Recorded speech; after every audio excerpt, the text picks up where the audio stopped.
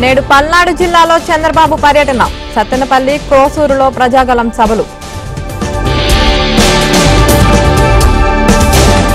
పేదల కోసమే ఎన్టీఆర్ టీడీపీని ప్రారంభించారు వైసీపీ పాలనలో అరాచకాలు పెరిగాయన్న భువనేశ్వరి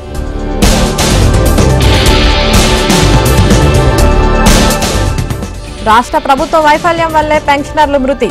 అధికారులపై చర్యలు తీసుకోవాలని ఈసీకి చంద్రబాబు లేఖ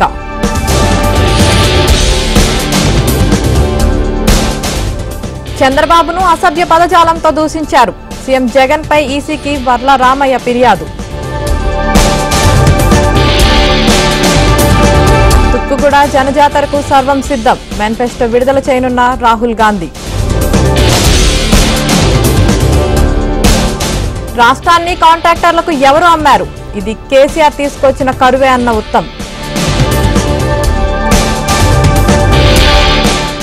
5 ఏళ్లైనా వివేక హంతలకు శిక్ష పడలేదు జస్టిస్ ఫర్ వివేక పేరుతో సునీత ప్రజెంటేషన్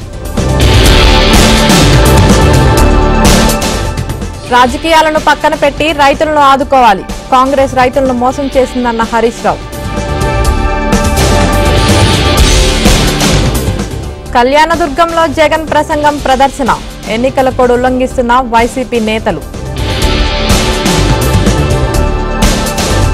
చేనేత కార్మికులకు కేసీఆర్ ఏం చేశారు చర్చకు సిద్ధమా అని పొన్నం సవాల్ నెల్లూరు జిల్లాలో రెచ్చిపోయిన వైసీపీ గ్రావెల్ మాఫియా కోట్లు కొల్లగడుతున్నా పట్టించుకోని అధికారులు దేశవ్యాప్తంగా బీజేపీ ఆవిర్భావ దినోత్సవ వేడుకలు పార్టీ జెండాను ఆవిష్కరించిన పార్టీ నేతలు ఫిరాయింపులపై ఉన్న శ్రద్ధ హామీలపై లేదు బీజేపీ ఆవిర్భావ దినోత్సవ వేడుకల్లో కిషన్ రెడ్డి ఫైర్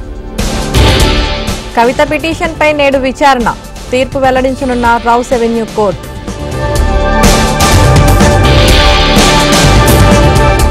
తెలుగు రాష్ట్రాల్లో బాణుడి తీవ్ర రూపం ఎల్లో అలర్ట్ ప్రకటించిన వాతావరణ శాఖ హైదరాబాద్ గంగారంలో పగిలిన మంజీరా పైప్ లైన్ రోడ్డుపై వృధాగా ప్రవహిస్తున్న మంచినీరు